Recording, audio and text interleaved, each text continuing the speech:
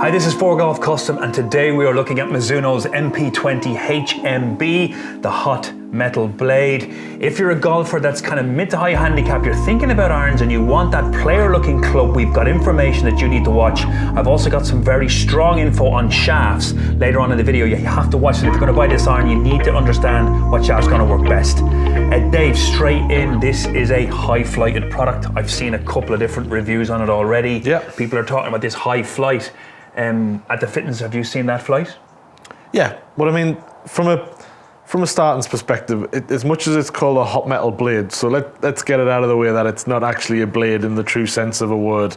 It's a hollow construction, forgiving golf club, but you're right, the flight is the thing that kind of separates it out from maybe other things in this category, because this thing is really easy to get into the air. I think that's a good thing to point out, folks, as well. The flight isn't a negative. As a performance fitting center here from Mizuno, you know, we use this product to suit the type of flight that we need. So if we need somebody to hit the ball a little bit higher with that kind of a product, then that's kind of what we apply to the systems. That's not a negative.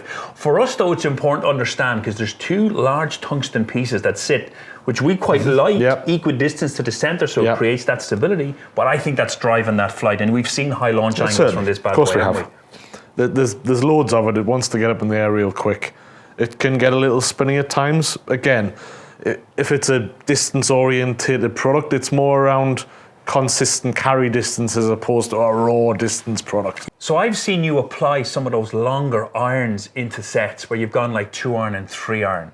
So let's talk about how that's worked for you in the blending story. Because I'm a big fan of blending, but I think that this is just long irons, and I've seen you do quite a bit of that in the fittings.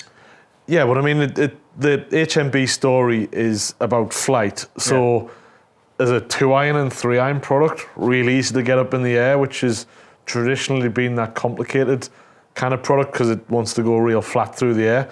So if you're not really that kind of hybrid person, which is more and more becoming the norm, that the hybrid isn't actually a blending club anymore, it's a distance product. It's backing onto fairway woods. So something like this sits as a real nice blend between your longest iron and potentially still a hybrid, so don't rule out having a hybrid as well. Yeah, but hybrids are going further. And that's are. kind of what's happening. We're getting more distance from the hybrids, which means it's almost creating this other little gap again, where we're going to have to look for, I guess, irons to fill the spacing. Absolutely, yeah. So I've seen 2-iron, 3-iron, 4-iron going in here. Yeah.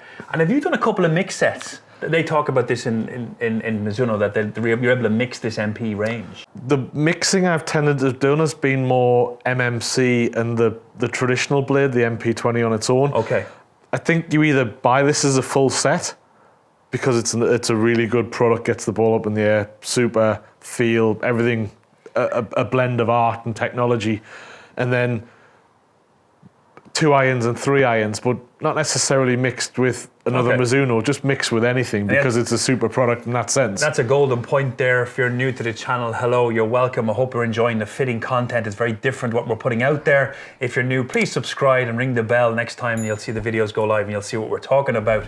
So on that basis that Dave's saying that this isn't actually a blending set, most people are talking about it, we like to put this set in full, so it's going full right through the set. Absolutely. If they need the technology and you need the design, you need the flight, why not put it through the whole product? Why not? And it looks neat, doesn't it? I mean, beautiful. The shaping is perfect, isn't it? And you love that. You have got this massive, the hollow cavity in the bottom of it, but once you get it down on the ground, they've done a real good job of masking it, so you don't really see it. A little bit in the 2 and 3 iron, but that just instills forgiveness. I mean, in fairness, have you ever seen Mizuno put an iron out there that wasn't really good looking? Not definitely. Not. Never in their history. On that basis, Dave, give us the player profile. So if you're out there, you're thinking about irons, you might be mid to high mid handicap maybe, you're looking for something that's more player focused. Tell me who this is for. I think something like this widens up that handicap scale, and what I mean, if you are a low handicapper, need a little bit of distance control and a bit of distance at the same time, you can apply that. Height works. Mid to high handicapper, if you don't like the traditional oversized product to make it forgiving. Yeah, so is this the first player profile looking product that suits a much broader handicap? It definitely has a much wider scale. I think the only person that might struggle with this is the one that is high to start off with, because you can control height with the shaft, but it still wants to launch. It's part of its brief, it's part of its design. What if you're low handicap and you're quick and the speed there?